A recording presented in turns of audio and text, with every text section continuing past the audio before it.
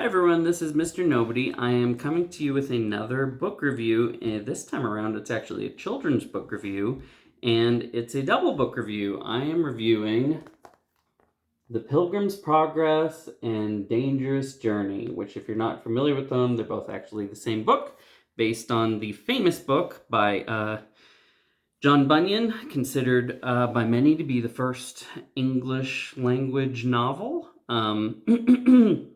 Quite a work. Very famous, very influential, worth knowing about no matter what. But it's actually a very interesting book. He clearly put an enormous amount of work into it. It definitely recalls the efforts of people like Dante to explore the world in which he lived through this journey of this character.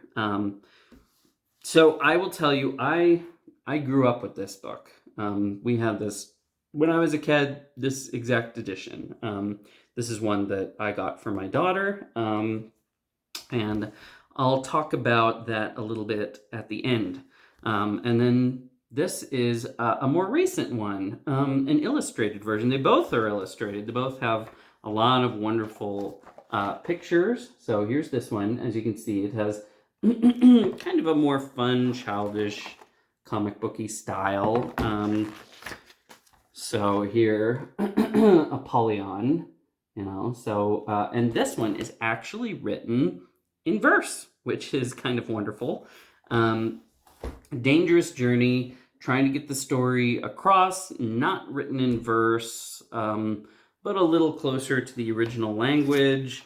The art in this one was part of what I loved about it, and is more in the British tradition. It has more of that classical influence, especially if you've seen a lot of old illustrated British novels. It has much more of that style. So for here, for example, is Apollyon in this book, much scarier, which I loved as a kid. And here's one of my favorite images from this book. So, parents, be aware of what's in it. I personally thought the scarier drawings, the more horrible drawings, were kind of wonderful. It's funny because the British have a certain tradition that delights in drawing people like this, kind of horribly and ugly. If you ever get a chance to watch the show Time Team, they have an illustrator who always draws pictures of the people and the places they're finding, and every time I'm just like, why do British people draw people like that? Like, everyone looks kind of like a monster. But in this book, it's appropriate because so much of what you actually meet in this story are monsters. But that's actually what makes the good parts and the beautiful parts really stand out to you. So when there is this moment of rest and peace, the richness, the sumptuousness, the beauty, like it really feels like an oasis from the terrifying things that you've been journeying through, and you really feel the more of the terror of the things that happen in it. So I personally am. I have always been in love with the illustrations from Dangerous Journey. I have always thought they are wonderful. Another thing that I have to bring up, big difference between these two. So the original book has two parts. This is only covering the first part. This is only covering Christian's journey. It does not cover his family's journey because actually in the end his family does follow him. He also meets various friends. Some of them make it along the way. Some of them die along the way.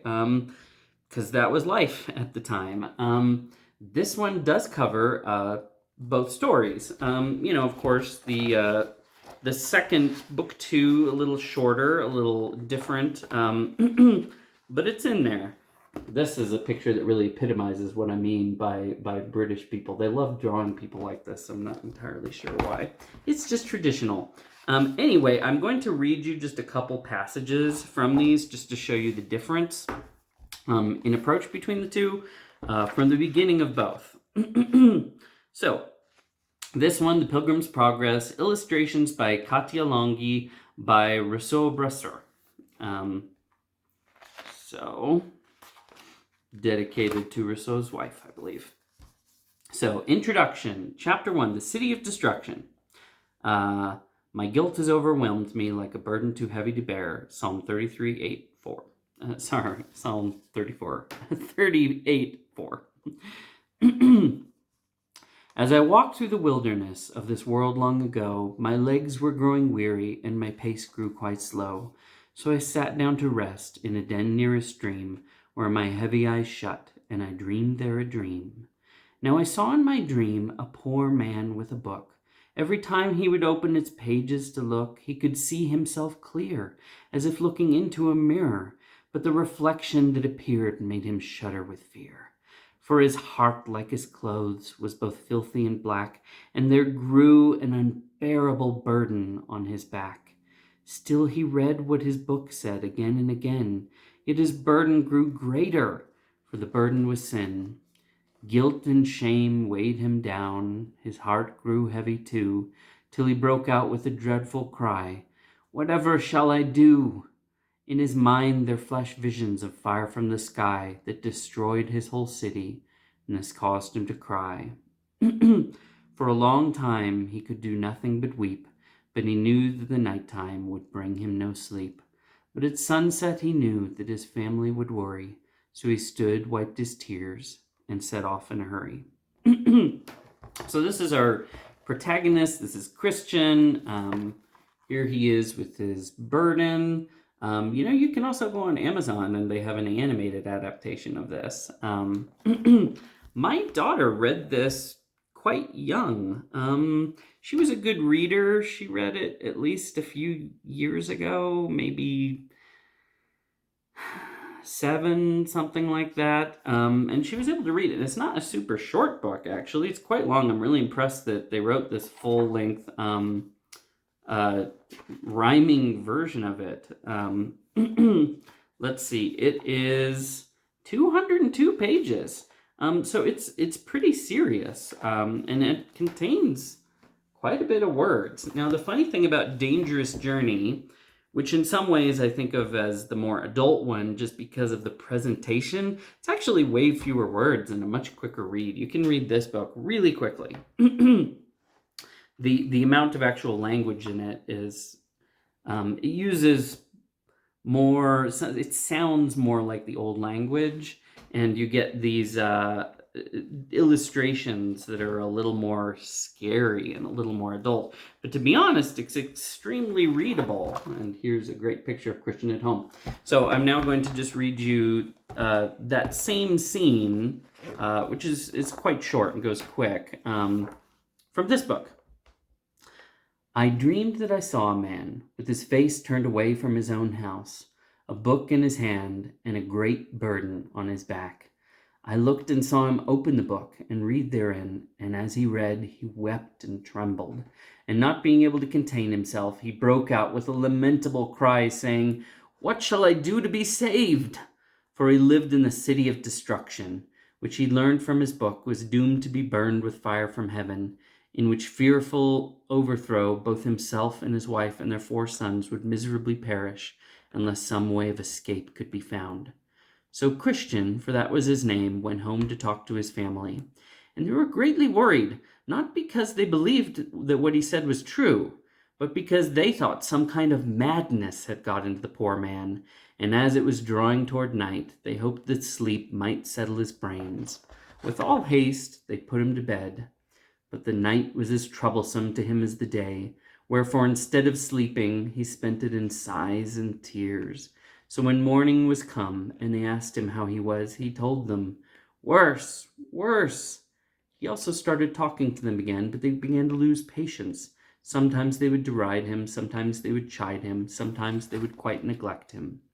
So Christian went by himself into the fields, still reading his book and carrying his burden, and greatly distressed in his mind.